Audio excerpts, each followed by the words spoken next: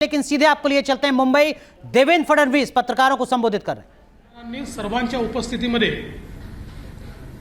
भारतीय जनता पक्षाचे मुख्यमंत्री बनेल अशा प्रकारची घोषणा देखील केली होती। परंतु दुर्दैवाने त्या निवडणुकीचे निकाल आल्यानंतर तेव्हाचे आमचे मित्र शिवसेना आणि शिवसेनेचे नेते यांनी वेगळा निर्णय घेतला आणि विशेषतः हिंदू हृदय सम्राट शिवसेना प्रमुख बाळासाहेब ठाकरे यांनी आज जन्म ज्यांचा विरोध केला आणि ज्यांनी हिंदुत्वाच्या विचाराचा विरोध केला, स्वातंत्र्यवीर सावरकरांचा विरोध केला, अशा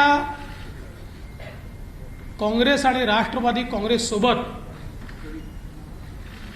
त्या ठिकाणी युती केली आणि भारतीय जनता पक्षाला बाहेर ठेवलं। हा खरं म्हणजे मॅन्डेटचा अपमान होता। जनतेने वोट हे महाविकास आघाडीला दिले नव्हते, ते भाजप सेना युतीला वोट दिले होते। पण त्या मॅन्डेटचा पूर्णपणे अपमान त्या ठिकाणी झाला आणि महाविकास आघाडी अस्तित्वात आली आणि गेल्या 2.5 वर्षामध्ये। तो आप सुन रहे थे देवेंद्र फडणवीस को जो बता रहे थे कि किस तरीके से अब दावा पेश किया गया है सरकार बनाने का। कुठल्याही प्रकारची नवीन विकास योजना नाही आणि त्यातच प्रचंड भ्रष्टाचार हा देखील आपल्याला पाहायला मिळाला। महाराष्ट्राच्या इतिहासामध्ये 2 मंत्री हे भ्रष्टाचाराकरता जेलमध्ये जाणं, मनी लॉन्ड्रिंगमध्ये जेलमध्ये जाणं एक अत्यंत आश्चर्याची अशा प्रकारची गोष्ट होती किंवा खेदजनक अशा प्रकारची ही बाब होती। एकीकडे माननीय हिंदू हृदय सम्राट बाळासाहेब ठाकरेंनी सातत्याने देशाचा शत्रू असलेल्या दाऊदचा विरोध केला आणि दुसरीकडे त्याच्याशी संबंधित असलेला म्हणून मंत्री जेलमध्ये जातो तर त्याला मंत्रिपदावरनं देखील काढण्यात आलं नाही। आणि एकूणच रोज सावरकरांचा अपमान, रोज हिंदुत्वाचा अपमान। ठीक आहे, शेवटच्या दिवशी संभाजीनगर झालं, पण ते केव्हा झालं? गव्हर्नरचं पत्र आलं त्यानंतर कुठलीच कॅबिनेट घ्यायची नसते। जोपर्यंत विश्वासमत होत नाही तोपर्यंत कॅबिनेट घ्यायची नसते हा नियम आहे। तरीही कॅबिनेट घेऊन मग जाता जाता संभाजीनगर, धाराशिव, दिबा पाटील अशा प्रकारचे निर्णय झाले। ते अर्थात येणाऱ्या सरकारला पुन्हा घ्यावे लागणार आहेत, कारण ते वैर मानले जाणार नाही, पण त्याला आमचं समर्थनच आहे। मात्र अशा या सगळ्या परिस्थितीमध्ये माननीय श्री एकनाथराव शिंदे हे शिवसेनेचे गटनेते आहेत आणि शिवसेनेच्या आमदारांची एक मोठी कुचंबणा झाली की ज्यांच्याशी लढलो आणि उद्या त्यांच्याशीच लढायचं आहे आणि त्यांच्या सोबत जायचं आणि उद्या हिंदुत्वावर मतं मागायचे कसे, उद्या आम्ही कशाच्या भरोश्यावर बोलायचं? रोज अपमान होत असेल तर आम्ही कशाच्या भरोश्यावर लढायचं? आमच्याच मतदारसंघामध्ये आमचे हारलेले विरोधक यांना रोज निधी दिला जात असेल तर कशाच्या भरोश्यावर लढायचं? अशा प्रकारचा विषय लक्षात झाल्यानंतर या सर्वांनी निर्णय घेतला की काँग्रेस राष्ट्रवादी सोबतची युती तोडा। ज्या युतीमध्ये आपण निवडून आलो ती युती ठीक आहे, ती आम्हाला मान्य आहे, पण काँग्रेस राष्ट्रवादी सोबत आम्ही राहायला तयार नाही। मात्र दुर्दैवाने माननीय उद्धवजींनी या आमदारांच्या ऐवजी काँग्रेस राष्ट्रवादीच्या नेत्यांना जास्त प्रिफरन्स दिला आणि शेवटपर्यंत त्यांचीच कास धरून ठेवली, अर्थात तो त्यांचा अंतर्गत प्रश्न आहे, मी त्याच्यावर बोलणार नाही. आणि म्हणून या सगळ्या परिस्थितीमध्ये आज ज्यावेळी हे सरकार गेलं, माननीय उद्धवजींनी या ठिकाणी राजीनामा दिला, त्यानंतर महाराष्ट्राला एक अल्टरनेट गव्हर्नमेंट देण्याची आवश्यकता होती. वारंवार गेले 2.5 वर्ष मी आपल्याला सांगत होतो असं सरकार चालत नाही, हे कधीही पडेल. आणि त्याच वेळेस मी सांगायचो, आपण विचारायचे मला की सरकार पडलं तर निवडणुका होतील का? त्यावेळेस मी आपल्याला सांगायचो की सरकार पडलं तर आम्ही अल्टरनेट गव्हर्नमेंट देऊ, लोकांच्या डोक्यावर निवडणुका आत्ता आम्ही लादणार नाही. आणि म्हणून आज श्री एकनाथराव शिंदे यांच्या नेतृत्वामध्ये शिवसेनेचा विधिमंडळ गट, भारतीय जनता पक्षाचा विधिमंडळ गट आणि 16 अपक्ष आणि छोटे रजिस्टर्ड पक्षाचे आमदार असा एक मोठा गट हा सोबत आलेला आहे. अजून काही लोक येत आहेत. या सगळ्यांचे पत्र आज आम्ही गव्हर्नरला दिले आहेत. भारतीय जनता पक्षाने हा निर्णय केला की आम्ही सत्तेच्या पाठीमागे नाही आहोत, कुठल्या तरी मुख्यमंत्री पदाकरता आम्ही काम करत नाही आहोत.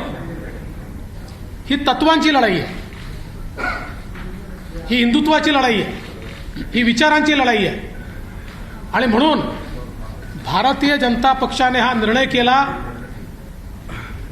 की श्री एकनाथ शिंदे साहेब यांना भारतीय जनता पार्टी समर्थन देईल आणि श्री एकनाथ शिंदे हे मुख्यमंत्री होतील.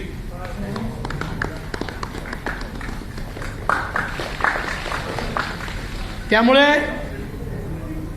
आज 7:30 वाजता श्री एकनाथ शिंदे यांचा एकट्याचाच शपथविधी या ठिकाणी होईल. लवकरच पुढची कारवाई करून मग आम्ही एक्सपान्शन करू.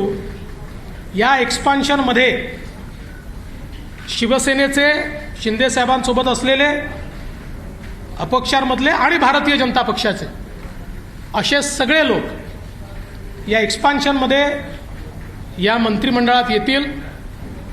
मी स्वतः बाहेर असेन, पण पूर्णपणे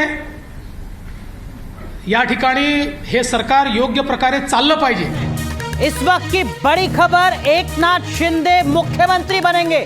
इस वक्त की बड़ी खबर, देवेंद्र फडणवीस ने अपनी प्रेस कॉन्फ्रेंस में ऐलान किया उस खबर को लेकर जिसकी उम्मीद शायद किसी ने नहीं की होगी. एकनाथ शिंदे महाराष्ट्र के मुख्यमंत्री बनेंगे. जी हां, देवेंद्र फडणवीस नहीं बल्कि एकनाथ शिंदे महाराष्ट्र के मुख्यमंत्री बनेंगे. देवेंद्र फडणवीस ने इस बड़ी खबर को ब्रेक किया है अपनी इस प्रेस कॉन्फ्रेंस में. इस वक्त की बड़ी खबर आपको बता दें, महाराष्ट्र के अगले मुख्यमंत्री एकनाथ शिंदे होंगे, जो अब से थोड़ी देर में शाम 7:30 बजे मुख्यमंत्री के तौर पर शपथ लेंगे राजभवन में. और आज देवेंद्र फडणवीस नहीं बल्कि सिर्फ और सिर्फ एकनाथ शिंदे राजभवन में शपथ लेंगे मुख्यमंत्री के तौर पर. उसके बाद एक्सपेंशन पर विचार किया जाएगा. आज की बड़ी खबर जिसका बड़ा मतलब सियासी लिहाज से आने वाले वक्त में एकनाथ शिंदे, जिन्होंने उद्धव ठाकरे से बगावत की थी, वो अब महाराष्ट्र के अगले मुख्यमंत्री बनने जा रहे हैं. इस वक्त की बड़ी खबर हम आपको बता रहे हैं, एकनाथ शिंदे महाराष्ट्र के अगले मुख्यमंत्री. आज शाम को 7:30 बजे एकनाथ शिंदे मुख्यमंत्री पद की शपथ लेंगे. देवेंद्र फडणवीस इस वक्त प्रेस कॉन्फ्रेंस कर रहे हैं और इस प्रेस कॉन्फ्रेंस की सबसे अहम बात, सबसे चौंकाने वाली खबर एकनाथ शिंदे के नाम से जुड़ी है, जिनको अब तक बताया जा रहा था कि उप मुख्यमंत्री बनेंगे, लेकिन अब इस वक्त की बड़ी खबर, एकनाथ शिंदे महाराष्ट्र के अगले मुख्यमंत्री होंगे. तो लगातार ये चर्चा थी कि देवेंद्र फडणवीस महाराष्ट्र के अगले मुख्यमंत्री बनने जा रहे हैं. बाकायदा जो खबरें आ रही थी उसमें मंत्रियों की हिस्सेदारी उनके विभाग तक तय कर दिए जा रहे थे. बताया जा रहा था कि आज शाम 7:30 बजे सिर्फ 2 चेहरे शपथ लेंगे, देवेंद्र फडणवीस और एकनाथ शिंदे. लेकिन अब देवेंद्र फडणवीस ने बड़ा ऐलान किया है. सुनिए क्या कुछ कह रहे हैं फडणवीस. देण्याचा प्रयत्न हे सरकार करेल असा मला विश्वास आहे. आणि म्हणून मी आमच्या सगळ्यांच्या वतीनं श्री एकनाथ शिंदे साहेब यांचं अतिशय मनापासून अभिनंदन करतो आणि त्यांचे आभार मानतो। आज मुझे पता है हमारा ऑटोमेटिक होता है हमारा, हाँ पूरा इनका भैया ऑटो मोड है। वैसे खबर तो चली गई मराठी में भी खबर गई लेकिन गहराई लाओ। जी जी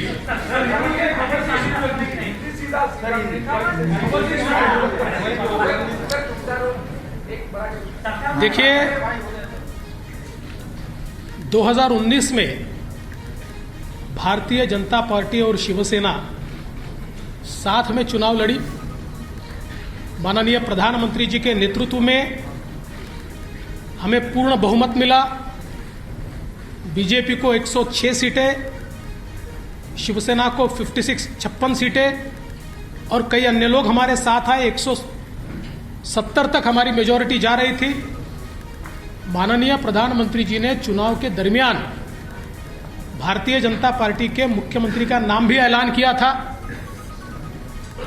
सबको मंजूर भी था। किंतु चुनाव के बाद शिवसेना के नेताओं ने यह निर्णय किया कि हिंदू हृदय सम्राट शिवसेना प्रमुख बाला साहेब ठाकरे जी ने जिन विचारों का जीवन भर विरोध किया, जीवन भर जिनसे लड़ाई की और जिनके बारे में वो कहते थे कि अगर इनके साथ जाना पड़ा तो मेरी दुकान बंद कर दूंगा, ऐसे लोगों के साथ अलायंस किया। और उसके बाद 2.5 साल हमने एक सरकार देखी जिसमें न कोई तत्व थे, न कोई विचार था, न कोई गति थी, न कोई प्रगति थी। जो सरकार चालू इंफ्रास्ट्रक्चर के प्रोजेक्ट्स को बंद कर रही थी, जो सरकार लगातार भ्रष्टाचार के आरोपों से लिप्त थी, जिस सरकार के 2 मंत्री मनी लॉन्ड्रिंग में जेल में गए, दाऊद के साथ रिश्ते, इसका आरोप मंत्री पर लगा, बावजूद उसके जेल में जाने के बाद भी उनको मंत्रिमंडल से हटाया नहीं गया। तो एक प्रकार से पथभ्रष्ट ऐसी सरकार भारतीय जनता पार्टी ने, जिसको लगातार विरोध किया, ऐसी सरकार शिवसेना के माननीय उद्धव जी के नेतृत्व में कांग्रेस एनसीपी की सरकार चली। और इस सरकार के चलते शिवसेना के विधायकों में बड़ा रोष था। उनको लगता था वापस वोट मांगने जाना है, और आज तक जो बातें कही उसके विरोध में काम हो रहा है। जिनके खिलाफ जिंदगी भर लड़े उनके साथ बैठे, वोट कैसे मांगेंगे। साथ ही में उनकी कॉन्स्टिट्यूएंसी में उनके खिलाफ जो हारा उसको पैसा मिलता था, फंड्स मिलते थे, और ये सारी चीज़ों से एक बड़ा अंद्रेस था। और उसके चलते श्री एकनाथ शिंदे जी के नेतृत्व में शिवसेना के विधायकों ने एक ही मांग की कि कांग्रेस एनसीपी के साथ हम नहीं रह सकते और ये गठबंधन तोड़ा जाए। किंतु उनकी मांग मंजूर नहीं हुई। माननीय उद्धव जी ने हिंदुत्व छोड़ दिया, विचारों को छोड़ दिया, और अपने विधायकों से ज्यादा कांग्रेस और एनसीपी की बात दिल को लगाकर रखी और उन्हें ही महत्व दिया। इसके चलते इन विधायकों ने अपनी आवाज बुलंद की। मैं इसको बगावत नहीं कहूंगा, ये आवाज बुलंद की, और आवाज बुलंद करके इन विधायकों ने ये कहा कि आप बाहर निकलिए, नहीं तो हम इनके साथ नहीं रहेंगे। और ऐसे समय जब सरकार के पास बहुमत नहीं रहा और मुख्यमंत्री जी ने इस्तीफा दिया, तो हम ये लगातार पिछले 2.5 साल में कहते थे कि अंतर विरोध से भरी हुई सरकार है, ऐसी सरकारें चलती नहीं है। और ये सरकार जब गिरेगी तो एक अल्टरनेट गवर्नमेंट हम देंगे। हम महाराष्ट्र पर चुनाव नहीं ला देंगे। इसलिए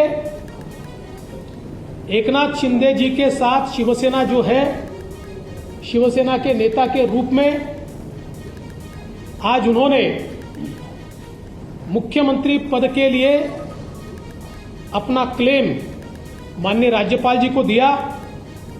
भारतीय जनता पार्टी के हमारे गुट ने उनको पूरा समर्थन दिया। हमारे 106 और उसके साथ साथ उनके साथ और हमारे साथ जो इंडिपेंडेंट्स और छोटी पार्टियां हैं, इन सभी के समर्थन का पत्र आज हमने सौंपा है और गवर्नर साहब ने श्री एकनाथ शिंदे जी को 7:30 बजे शपथ के लिए न्योता दिया है। आज केवल एक ही शपथ होगी श्री एकनाथ शिंदे जी की, और फिर हम लोग सारी कार्रवाई करके उसका एक्सपांशन करेंगे। एक्सपांशन के समय शिवसेना के जो विधायक उनके साथ है, कुछ इंडिपेंडेंट्स है, हमारे 106 विधायक हैं। इनमें से जो ज्येष्ठ वरिष्ठ लोग हैं, जो हमारी पार्टी तय करेगी या उनकी पार्टी तय करेगी, ऐसे लोगों को मौका दिया जाएगा और मंत्रिमंडल का एक्सपांशन किया जाएगा। मैं इस सरकार को पूरे तरीके से सहयोग करूंगा।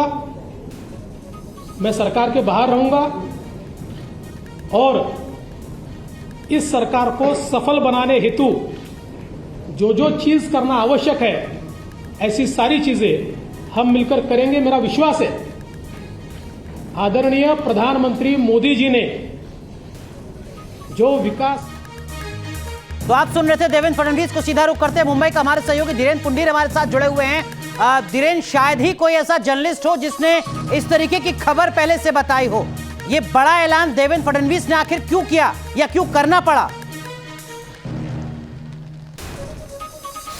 देखिए, मैं एक बात बता दूं, क्योंकि जब मुलाकात हुई थी 2 दिन पहले तो एक वर्ड इस्तेमाल किया था कि अभी बहुत सारे सरप्राइजेज आने हैं। यानी उस समय तक ये क्लैरिटी थी, और खास तौर से बीजेपी के जो ऊपर के नेता हैं, हम लोग जब उनके साथ बात कर रहे थे यहाँ, तो मैं ये वर्ड उन्होंने इस्तेमाल किया था कि अभी आप देखते रहिए और कितने सरप्राइजेज आने हैं। मुझे लगता है ये स्क्रिप्ट इस तरह से लिखी जाएगी, ये किसी ने सोचा नहीं था कि एकनाथ शिंदे होंगे, लेकिन इसके पीछे बहुत सारे कारण साफ तौर पर दिखाई देते हैं अनुराग, कि आपको लगातार शिवसैनिक ही मुख्यमंत्री बने, ये बात उद्धव ठाकरे लगातार कह रहे थे। यानी उद्धव ठाकरे अपने वोटर्स को ये बात करने के लिए तैयार कर रहे थे कि सिर्फ एक शिवसैनिक ही बने, और हम लोगों से सत्ता इसलिए ली गई है क्योंकि बीजेपी सत्ता हासिल करना चाहती है। लेकिन ये दांव शायद इतना बड़ा होगा, ये खुद महाविकास अघाड़ी के किसी नेता ने नहीं सोचा होगा। लगातार शरद पवार एक पूरे चाणक्य की तरह इस पूरे महाविकास अघाड़ी को चलाने की कोशिश कर रहे थे, लेकिन ये दांव मुझे लगता है कि इतना बड़ा दांव है जिसके बारे में किसी ने सोचा तक नहीं होगा। हालांकि मैं कह रहा हूं कि हम लोग वो लाइन पकड़ने में चूक गए थे और उस समय ये अंदाजा नहीं था। उन्होंने कहा कि एकनाथ शिंदे के मुख्यमंत्री पद के ऐलान से बीजेपी को क्या हासिल होगा? क्या शिवसेना की सियासी जमीन खत्म करने की कोशिश है जिसमें बीजेपी सफल होगी? क्या बीजेपी अपनी जमीन को अब दोबारा से और ज्यादा मजबूती के साथ हासिल कर पाएगी सत्ता में रहकर, या दोनों फायदे होते हुए नजर आते हैं?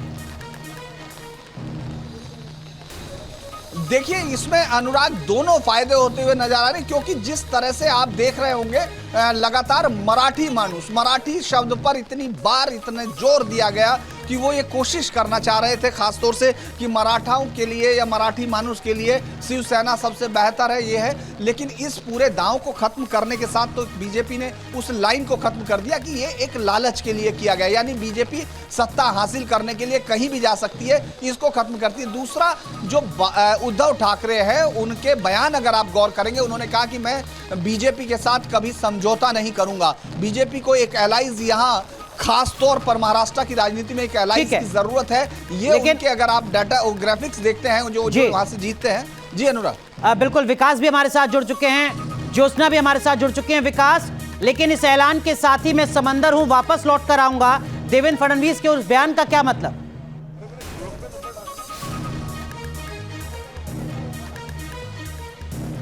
देखिए, सत्ता पर काबिज होना चाहते थे, सत्ता स्थापना करना चाहते थे और इसी वजह से उन्होंने बयान दिया था कि मेरा पानी उतरता देख किनारे पर घर मत बना लेना, मैं समुंदर हूँ, लौट के आऊँगा। और वो समुंदर आज लौटा है अनुराग।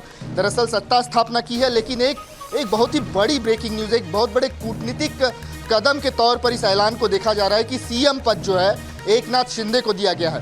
ये राजनीति के जानकार ये मानते हैं कि शिवसेना को, जो रूठी हुई शिवसेना है, जो ठाकरे गुट है, उसको साधने की कोशिश इस ऐलान के जरिए हो सकता है। ये बात याद दिला के कि बाला साहब ठाकरे ये चाहते थे कि महाराष्ट्र के सीएम के पद पर कोई शिव सैनिक विराजमान हो, तो उनका भी मान रख लिया गया है ये बात करके कि एकनाथ शिंदे अब सीएम पद पर होंगे, मुख्यमंत्री पद पर एक शिव सैनिक बैठेगा। तो बाला साहब ठाकरे का भी मान रख लिया गया है, सत्ता स्थापना भी हो गई है, सत्ता पर भी काबिज हो गए हैं। तो एक तीर से कई निशाने साधे गए हैं इस ऐलान के साथ। लेकिन ज्योत्सना, परंपरा रहती है कि तमाम नेताओं को न्योता दिया जाता है। क्या शपथ ग्रहण का उद्धव ठाकरे को न्योता मिला है, संजय राउत को न्योता मिला है? क्या वो राजभवन जा रहे हैं? कुछ अपडेट्स?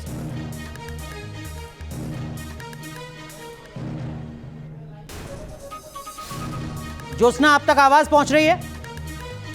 चलिए, लगता है ज्योत्सना से संपर्क नहीं हो पा रहा। यही सवाल धीरेन्द्र पुंडीर आपसे, उद्धव ठाकरे पहुंचेंगे राजभवन में शपथ ग्रहण समारोह में शामिल होने के लिए मेहमान के तौर पर? मुझे इस बात पर शक है कि वो पहुंचेंगे, लेकिन न्योता गया होगा, ये परंपरा है और हमेशा से निभाई जाती है। कम से कम ये प्रोटोकॉल फॉलो होता है। अनुराग, आप भी जानते हैं कि किस तरह से प्रोटोकॉल का पूरा ख्याल रखा जाता है, खासतौर से राजभवन जैसी संस्था जो पूरे औपचारिकताओं को पूरे उसके साथ पूरी करती है। तो मुझे लगता है कि समझौता ज़रूर दिया गया होगा, लेकिन माफ़ कीजिएगा, उनको इन्विटेशन ज़रूर दिया गया होगा, लेकिन वो पहुंचेंगे इस पर बड़ा अनएक्सपेक्टेड है कि क्योंकि उनको भी ये दांव समझ में नहीं आया होगा। मुझे लगता है कि अभी तो सब लोग उसी तरह सदमे में होंगे, क्योंकि हमेशा राजनीति में जो सबसे बड़ा सरप्राइजेज अगर आता है तो बड़े से बड़ा राजनीतिक बहुत देर तक उसको समझने की कोशिश करता है। तो मुझे अगर वो आते हैं तो देखा जाना चाहिए कि वो आएंगे या नहीं। जी विकास, लेकिन ये जो बार्गेनिंग की सिचुएशन है, इसमें पड़ला किसका भारी रहा है? एकनाथ शिंदे, जिनके बारे में बताया जा रहा था कि वो तो डिप्टी सीएम बनेंगे, अब उनके नाम का ऐलान हुआ है। इस बीच एकनाथ शिंदे क्या कुछ करें? विकास, आऊंगा आपके पास। एकनाथ शिंदे, मर्यादा असू शकते, पण हे सगळं होत असताना